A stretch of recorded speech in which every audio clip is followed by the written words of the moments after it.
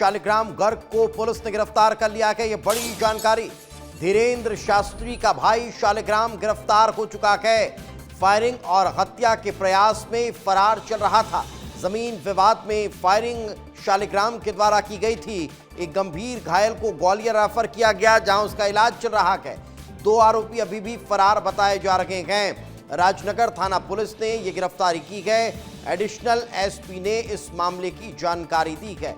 तो आपको बताएं कि कल ही जमीन विवाद को लेकर फायरिंग किए जाने का, गोली चलाए जाने का, धमकाने का मामला सामने आया था। यही कारण है कि अब इसको लेकर सवाल खड़े हो रहे थे, भाई कब तक गिरफ्तार किया जाएगा। क्योंकि ये कोई पहला मामला नहीं, इससे पहले भी कई बार इस तरह के मामलों में शालिग्राम इन्वॉल्व रह चुका है। लोगों के साथ मारपीट करना, धमकी देना, अड़ीबाजी करना, ये तमाम मामले पहले भी कई बार सामने आ चुके हैं। यही कारण है कि ये सवाल खड़े हो रहे थे कि आखिर क्यों स्थानीय प्रशासन शालिग्राम के खिलाफ कठोर कार्रवाई नहीं कर रहा।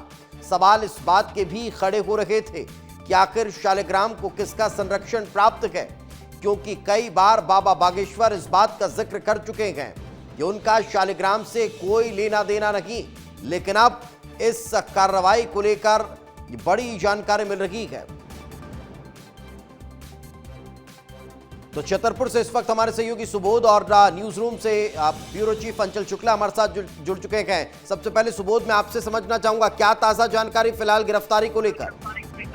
देखिए दीपेश, आपको बता दें ये चर्चित मामला था छतरपुर जिले का। जो बाबा बागेश्वर हैं, ये धीरेन्द्र शास्त्री का भाई है, जो शालिग्राम गर्ग लगातार अक्सर विवादों में रहता है। और यही विवाद की वजह फिर सामने निकल कर आई है कि शालिग्राम गर्ग ने एक बार फिर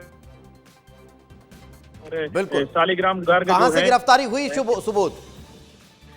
देखिए अभी जो गिरफ्तारी बताई जा रही है, पुलिस ने जो गिरफ्तार किया है, हालांकि पुलिस तो गिरफ्तार बता रही है, वहीं सूत्र बता रहे हैं कि उसको सरेंडर किया गया है। अभी ये घटना पुलिस ने पूरी स्पष्ट नहीं की है कि कहां से उसको गिरफ्तारी की है। उसके साथ एक सहयोगी जो है अंकित मिश्रा, उसको भी गिरफ्तार किया है। 2 लोग सिर्फ गिरफ्तार हुए हैं, वहीं 2 लोग अभी फरार बताए जा रहे हैं। और ये एक राजनगर पुलिस की ये कार्रवाई देखने को मिली है। चलिए मैं लौट रहा हूं, आप साथ में रखें। अंचल जी हमारे साथ जुड़े हुए हैं। अंचल, एक बड़ा सवाल ये खड़ा हो रहा था कि भाई कब तक गिरफ्तार किया जाएगा। तो चलिए, देर आए दुरुस्त आए, ये कहा जा सकता है क्या छतरपुर पुलिस के लिए? बिल्कुल दीपेश, देखिए जिस तरीके से ये लगातार घटनाओं को, वारदातों को अंजाम दे रहे हैं शालिग्राम, तो निश्चित रूप से पुलिस की आंखों में भी ये किरकिरी बने। लेकिन कोई ना कोई दबाव ऐसा जरूर नजर आता है कि किस वजह से इन पर कार्यवाही में, देखिए पहले भी जब इनने घटनाओं को अंजाम दिया तो पुलिस ने इनकी गिरफ्तारी की, लेकिन फिर उसके बाद उनकी जमानत हो गई। उसके बाद फिर वो एक के बाद एक घटनाओं को अंजाम देते रहे। लेकिन ये बड़ी घटना थी, जानलेवा हमला किया गया था, एक व्यक्ति घायल हुआ है, अस्पताल में है। जमीनी विवाद को लेकर पूरा मामला चल रहा था, सोशल मीडिया पर इसका वीडियो भी वायरल हुआ था। और चूंकि ये शालिग्राम पंडित धीरेन्द्र कृष्ण शास्त्री के भाई हैं, इसलिए मामला पूरा हाई प्रोफाइल भी हो चुका था। मीडिया भी लगातार इसको पूरे मामले को दिखा रही थी। और उसके बाद अभी हम और आप दीपेश बात ही कर रहे थे कि आखिर क्या वजह है, किसका संरक्षण है कि शालिग्राम जब भी कोई वारदात करते हैं उसके बाद उन पर कोई पुलिस का बड़ा एक्शन देखने को नहीं मिलता है। जबकि अगर इनकी जगह कोई सामान्य व्यक्ति होता तो उस पर ताबड़तोड़ कार्यवाही पुलिस भी करती और बुलडोजर एक्शन तक देखने को मिलता। तो पूरी दुनिया को, पूरे देश को, विश्व को सनातन और समाज का पाठ पढ़ाने वाले, घर से आने वाले ये शालिग्राम जो है आखिर इस तरीके की गतिविधियों में क्यों लिप्त हैं।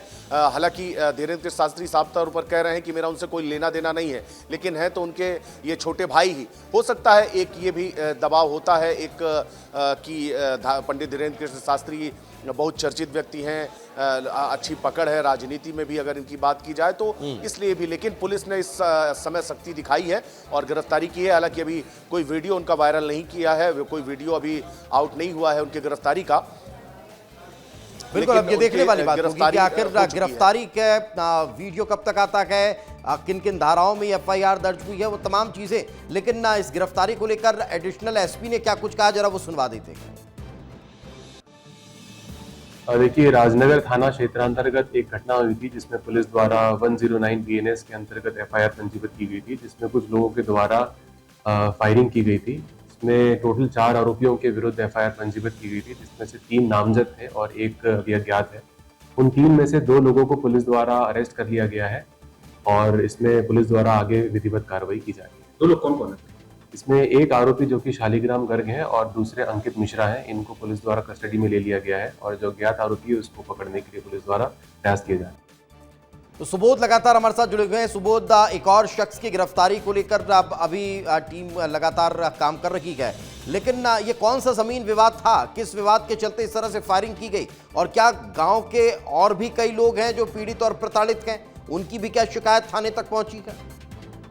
देखिए, आपको बताएं कि ये जो विवाद है, ये पूरी विवाद की जड़ जो है, जो इनकी गौशाला है, गौशाला के पीछे एक गुरुकुल बन रहा है और उसके ही जस्ट बगल में लगी हुई एक पांडे परिवार की भूमि है जो लगभग 15 एकड़ है, 5 लोगों के नाम है। वही जो भूमि है और वही विवाद की जड़ हुई है, क्योंकि पांडे परिवार की भूमि पर इनने बिना किसी अनुमति से, उनका ये कहना है कि 60 फीट का रोड डाल लिया था।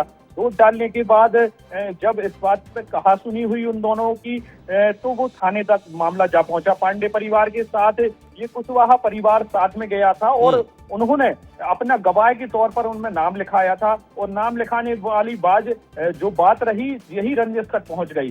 तो शालिग्राम गर्ग ने जब इनसे कहा कुशवाहा परिवार के कि हमारा विवाद चलता है, जो मान लो जमीनी विवाद जो पांडे परिवार से है, तो आप लोग क्यों आए उसमें? और यही बात हुई, कहासुनी रही और कहासुनी के बाद विवाद इतना बढ़ गया कि मारपीट तक जा पहुंचा। बिल्कुल, यही कारण है कि फिर गोली चलने की घटना जो है वो सामने आई। बहुत बहुत शुक्रिया आप दोनों का हमारे साथ चर्चा में जुड़ने के लिए।